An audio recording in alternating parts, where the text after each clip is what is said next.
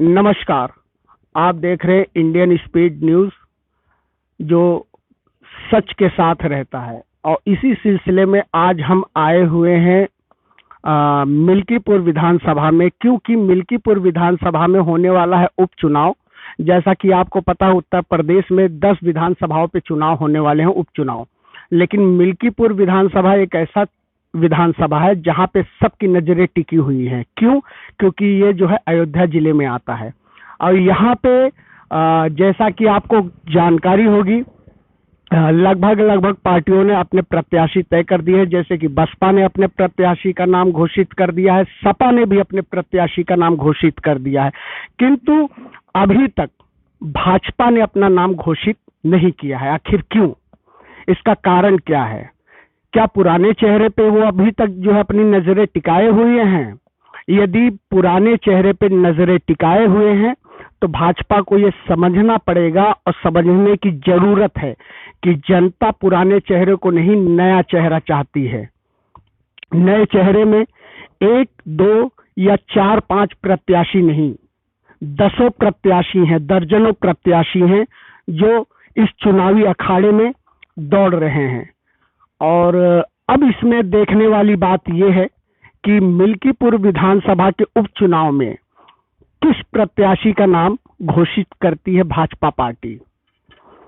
किंतु हम इस समय मौजूद हैं ग्राम सभा पंडोकिया के ग्राम प्रधान सियाराम रावत जी के पास।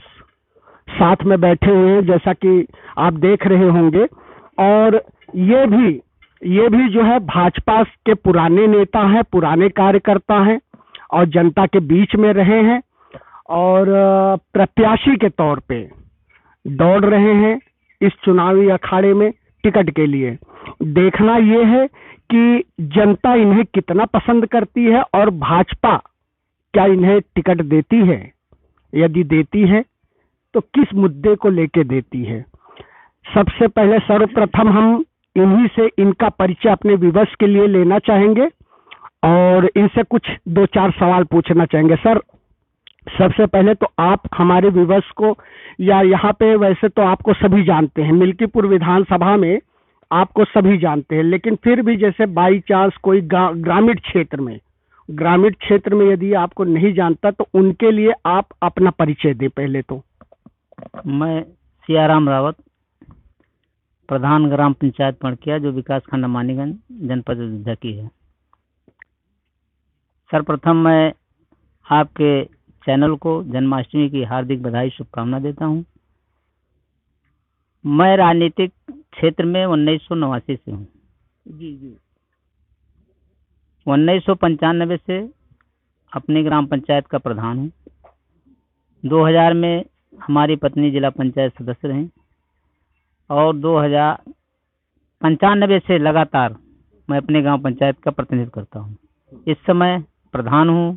मौके पर हमारी पुत्रवधू क्षेत्र पंचायत सदस्य है। हम समाज में रहते हैं, समाज का काम करते हैं। और मिल्कीपुर विधानसभा की जो बात है, मैं हर गांव से परिचित हूं, हर गांव में जाता हूं, हर गांव में भारतीय जनता पार्टी के लिए काम किया हूं। सर, भारतीय जनता पार्टी के लिए काम करते हैं तो बात सही है, किंतु एक सवाल अहम है। अहम इसलिए है कि विधानसभा इलेक्शन से लेके, विधानसभा का इलेक्शन बीता, लोकसभा का इलेक्शन बीता, किंतु गरीब किसानों की परेशानी ज्यों की त्यों बनी हुई है। बात यह है, सवाल यह है कि क्या किसानों को ये जो छुट्टा जानवर है इनसे कभी निजात मिलेगा? ये जो छुट्टा जानवर की समस्या आप बता रहे हैं जी, ये समस्या भारतीय जनता पार्टी ने हर गांव पंचायत में लगभग, या जो बड़ी गांव पंचायत है, गौशाला बनाने का काम किया है जी। छुट्टा जानवर वहां प्रतिबंधित रहते हैं।